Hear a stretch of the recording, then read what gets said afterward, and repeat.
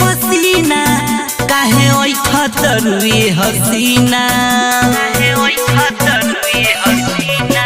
छुटल निक निक जानी के पसीना